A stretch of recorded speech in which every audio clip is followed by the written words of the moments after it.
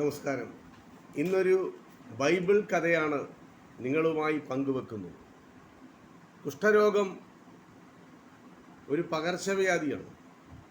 പഴയ കാലത്ത് അവരെ ആളുകൾ അകറ്റി നിർത്തിയിരുന്നു. വീട്ടിൽ പോലും അവർക്ക് താമസിക്കുവാൻ പറ്റില്ല. അവർ പ്രത്യേകതരം ഉടുപ്പ് ഇടണം. സമൂഹത്തിൻ്റെ കൂടെ അവർക്ക് ഒന്നിച്ചു കഴിയുവാൻ പറ്റുകയില്ല.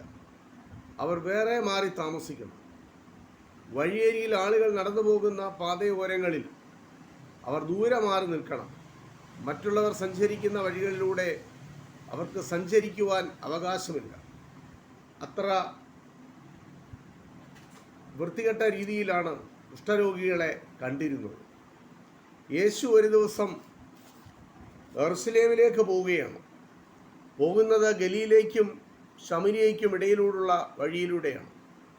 ആ പോകുന്ന വഴിയിൽ 10 കുഷ്ഠരോഗികൾ ഒരു സ്ഥലത്ത് നിന്ന് യേശുവിനെ കണ്ടു. അവർ നിലവിളിച്ചുകൊണ്ട് യേശുവിനോട് പറഞ്ഞു, യേശുവേ, ദാവീദ് പുത്ര, ഞങ്ങളെ രക്ഷിക്കണമേ. ഇവരുടെ അവസ്ഥ യേശുവിന് നല്ലതുപോലെ അറിയാം. കുഷ്ഠരോഗികളാണ്. അവരെ സമൂഹം അകറ്റി നിർത്തിയിരിക്കുകയാണെന്ന് മനസ്സിലായി. അവരോട്, നിങ്ങൾ സമാധാനത്തോടെ നിങ്ങളുടെ ദേവാലയത്തിൽ ചെന്ന് നിങ്ങളുടെ പുരോഹിതനെ കാണിക്കുക എന്ന് പറഞ്ഞു. യേശു പറഞ്ഞതിൻ്റെ അർത്ഥം, പുരോഹിതരാണ് ഇവർക്ക് സർട്ടിഫിക്കറ്റ് നൽകേണ്ടത്, ഇവരുടെ കുഷ്ഠരോഗം മാറി എന്നുള്ളത്. എങ്കിൽ മാത്രമേ ഇവർക്ക് വീട്ടിൽ പ്രവേശിക്കുവാൻ പറ്റുകയുള്ളൂ.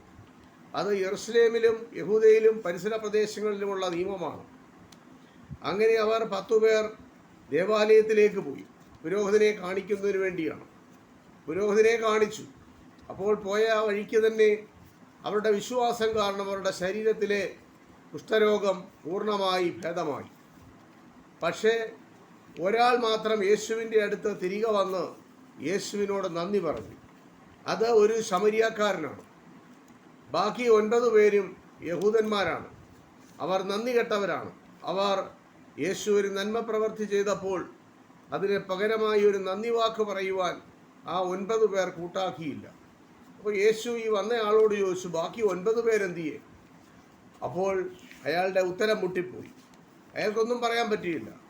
യേശുവേ, നീ എന്നോട് കരുണ കാണിച്ചു. ഞാൻ നിന്നോട് എന്നും നന്ദിയുള്ളവനാണ്, കടപ്പാടുള്ളവനാണ് എന്ന് പറഞ്ഞ് യേശുവിൻ്റെ കാൽക്കൽ വീണ് ആ ശമരിയക്കാരൻ നന്ദിയും സ്നേഹവും യേശുവിനോട് കാട്ടി. മറ്റേ 9 പേര് ആ വഴിക്ക് തിരിഞ്ഞു നോക്കിയില്ല. അപ്പോൾ യേശു ഈ ശമരിയക്കാരനോട് പറഞ്ഞു, മകനെ, നിന്റെ വിശ്വാസം നിന്നെ രക്ഷിച്ചിരിക്കുന്നു. നീ സമാധാനത്തോടെ നിന്റെ വീട്ടിലേക്ക് പോകുക എന്ന് പറഞ്ഞു. അങ്ങനെ അക്കാലത്ത് യേശു സമൂഹം വെറുത്തിരുന്ന ആ കുഷ്ഠരോഗികളെ സൗഖ്യമാക്കിയ വിശുദ്ധ ബൈബിൾ പറയുന്ന ഒരു സംഭവമാണ് ഇത്. ഇത്രമാത്രം. നന്ദി, നമസ്കാരം.